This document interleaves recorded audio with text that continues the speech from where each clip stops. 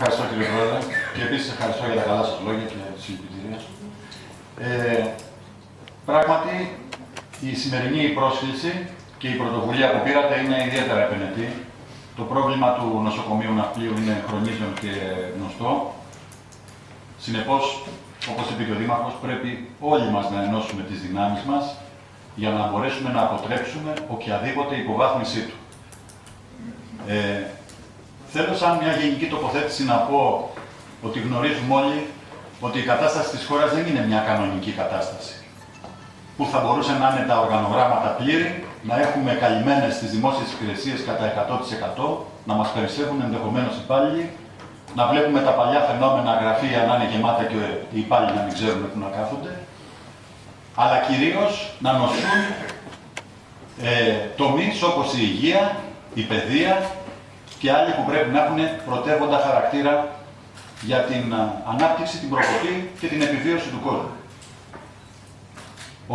Ο φετινός προϋπολογισμός, επειδή έχω την τύχη να συμμετέχω στην Επιτροπή της προέγκρισης του κρατικού προϋπολογισμού, είναι κατά 1,5% χαμηλότερος από το 2015. Ο επερχόμενος δηλαδή προϋπολογισμός.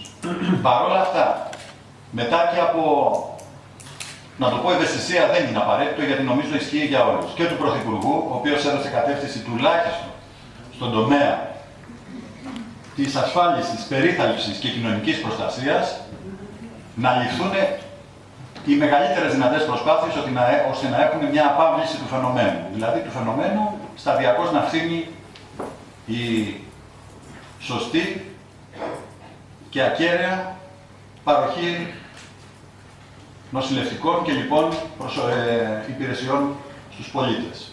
Έτσι λοιπόν για φέτος, μάλλον για το επερχόμενο έτος, το 2016, προβλέπεται μοναδικά σε τομέα, όπως είπα, αύξηση προϋπολογισμού κατά 300 εκατομμύρια στον τομέα κοινωνικής πρόνοιας και υγείας. Αυτό ήδη αρχίζει σταδιακά να γίνεται και από τώρα. Δεν ξέρω αν παρακολουθείτε, 985 θέσεις ιατρών και νοσηλευτικού προσωπικού έχουν προκηρυχτεί ήδη. Από τις 16 Δεκάτου οι πρώτες 226 και στις 29 Δεκάτου οι 759 επόμενες. Αφορούσε τραυματιοφορείς, λιποτακτικό προσωπικό και κυρίως παρασκευαστές εργάτες, κυρίως αυτό το προσωπικό. Με την είσοδο του νέου έτους 2016 αναμένονται προκηρύξεις πρόσληψης 440 ιατρών. Να θυμίσω ότι μετά από 5 ή 6 χρόνια είναι η πρώτη φορά που προκηρύσσεται θέσεις προσλήψεων νοσηλευτικού και ιατρικού προσωπικού. Περί τα μέσα του Φλεβάρι επίσης εκδίδεται προκήρυξη για νέες θέσεις 600 ιατρών και λοιπό προσωπικό, ανερχόμενο συνολικά σε 1.800 θέσεις.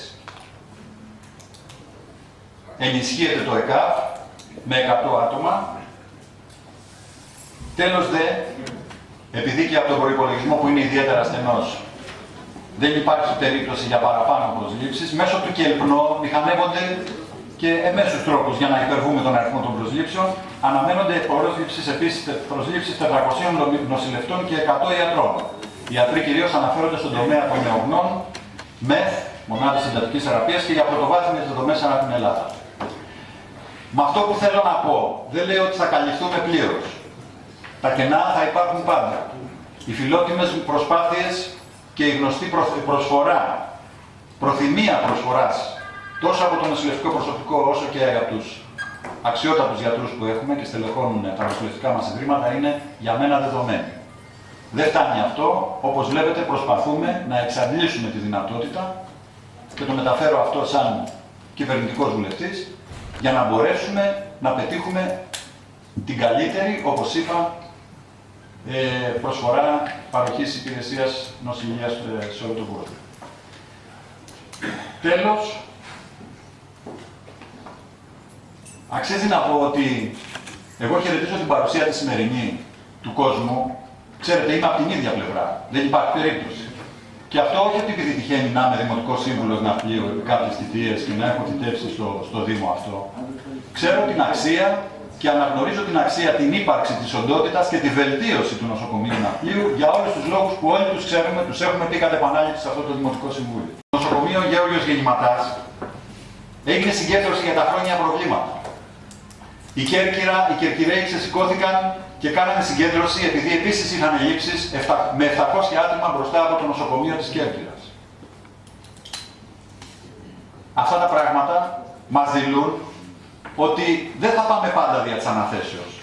Σίγουρα οι μεγάλοι, οι ταγοί φροντίζουν να κάνουν κάτι, να κάνουν το πρέπον. Αλλά στην Αθηνά και χειρακίνη. Κανένας αγώνας δεν πρέπει να υποληφθεί και κανένας αγώνας δεν είναι αχρίαστος. Γι' αυτό λέω και αναγνωρίζω ότι η σημερινή παρουσία και έτσι όπως εκφράζεται, ελπίζω κάθε φορά και παλιότερα και τώρα να είναι το ίδιο δυναμική και διεκδικητική. Ελπίζω για τα ειδικότερα θέματα, μια και έχει έρθει ο κύριος υποδιοικητής της ΕΚΤΙΣ είπε, είναι η ευρύτερη περιφέρεια που περιλαμβάνει την Πελοπόννησο, τη Δυτική Ελλάδα και τα νησιά, θα μπορέσει να μας πει κάποια ειδικότερα θέματα, γιατί όπως και να το κάνουμε, για τις προσλήψεις, για τις αντικαταστάσεις, για τη στελέχωση εν πάση περιπτώσει του νοσοκομείου, δεν φτάνει κάποιος που έχει κάποιες γενικές γνώσεις ή κάποια καλή διάθεση να κάτσει να διαβάσει και να μελετήσει. Έχει να κάνει και με τα δεδομένα, τα λογιστικά, την ύπαρξη των ατόμων, τα στατιστικά δεδομένα, πόσους έχουν νοσηλευτεί κατά καιρούς στο νοσοκομείο αυτό ή το άλλο, για να μπορέσει να στην εκτιμήσει και να πει πού θα χρειαστεί η περαιτέρω ενίσχυση. Λοιπόν, αυτά ήθελα να σας πω και συγγνώμη αν κούρασα, είμαι και πάλι στη διάθεσή σας για οτιδήποτε. Η σύσκεψη στην οποία έχω συμμετάσχει με τον Υπουργό Υγείας και τον Υφυπουργό και τον Υπεάρχη, μάλιστα ήταν και ο υποδιοικητής παρόν. Εκείνο που λέχθηκε σαν στρατηγικός σχεδιασμός για τη συγκεκριμένη περιοχή μας είναι η συνύπαρξη και των δύο νοσοκομείων. Κανένα από τα δύο νοσοκομεία να μην υποβαθμιστεί, να συνεχίσει με τον τρόπο που τώρα ασκείται η συνδιοίκηση, στα επιμέρους και στις λεπτομέρειες. Σαφώς είναι καλές και να ακούσουμε τον οποιονδήποτε έχει να πει κάτι και να εισφέρει για τις ελλείψεις που υπάρχουν, ώστε με αυτόν τον τρόπο να προσπαθήσουμε να διορθώσουμε. Εγώ το θεωρώ αυτό δεδομένο.